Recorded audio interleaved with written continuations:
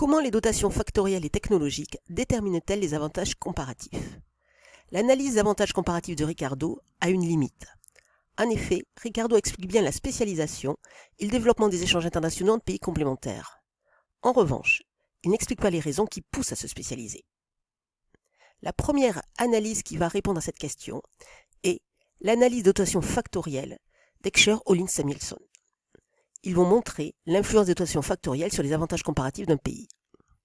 En effet, Escher, Hollins et Samuelson vont enrichir la théorie de Ricardo afin d'expliquer les raisons qui conduisent les pays à se spécialiser. C'est l'abondance et la rareté des facteurs de production, capital et travail dont est doté un pays, qui va déterminer la spécialisation de ce pays.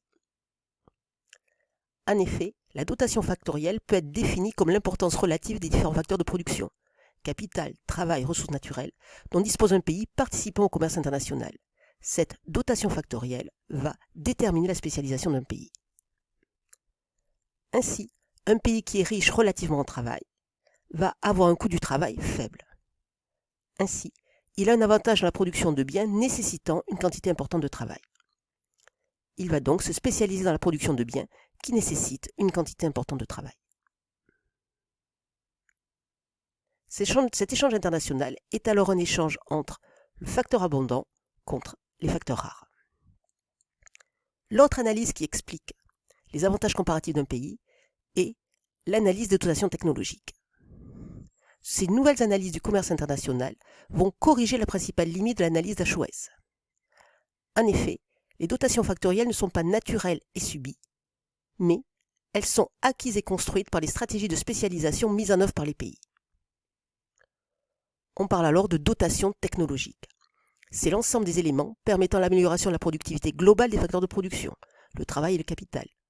Par exemple, l'ensemble des actifs immatériels, le capital technologique et le capital humain.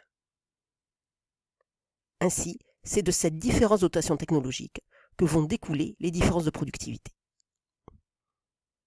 C'est la théorie de l'avantage technologique de Posner. En effet, il démontre que la spécialisation ne dépend plus seulement de la quantité de facteurs de production, mais au contraire dépend du processus d'innovation, qui donne un monopole temporaire. Ainsi, les avantages comparatifs sont construits et créés pour une période déterminée et évoluent au cours du temps. Ainsi, la spécialisation est dynamique, elle peut changer au cours du temps. Ainsi, l'innovation va créer un avantage comparatif pour le pays qui a innové. Il y a alors un écart technologique, qui est le déterminant de l'échange international.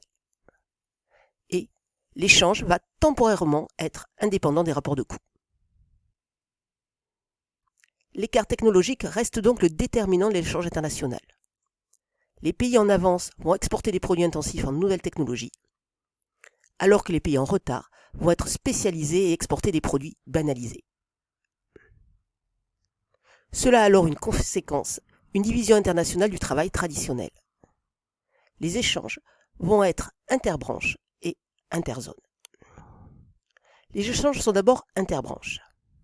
Une branche est l'ensemble des établissements ou unités de production qui produisent le même bien ou service. On a alors un commerce interbranche, un commerce entre branches différentes. Par exemple, l'achat de pétrole contre la vente de voitures. Les échanges sont aussi interzones, c'est-à-dire entre pays de niveaux de développement différents ou entre zones géographiques différentes.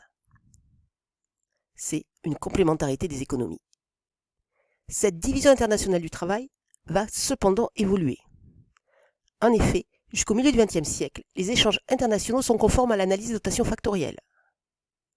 Les pays en voie de développement du Sud sont spécialisés dans la production de biens utilisant beaucoup de main-d'œuvre et ou des ressources naturelles abondantes. En revanche, les pays du Nord se spécialisent dans les productions qui utilisent intensément le capital. Or, depuis le milieu du XXe siècle, les échanges internationaux sont conformes à l'analyse des dotations technologiques. Les pays du Nord innovent, ils vont développer de nouveaux produits pour lesquels ils disposent d'une situation de monopole. Ils produisent alors et exportent des biens de haute technologie à un prix élevé. En revanche, les pays du Sud qui ont des capacités d'innovation plus réduites vont fabriquer et exporter des produits banalisés à un prix réduit en raison de la concurrence.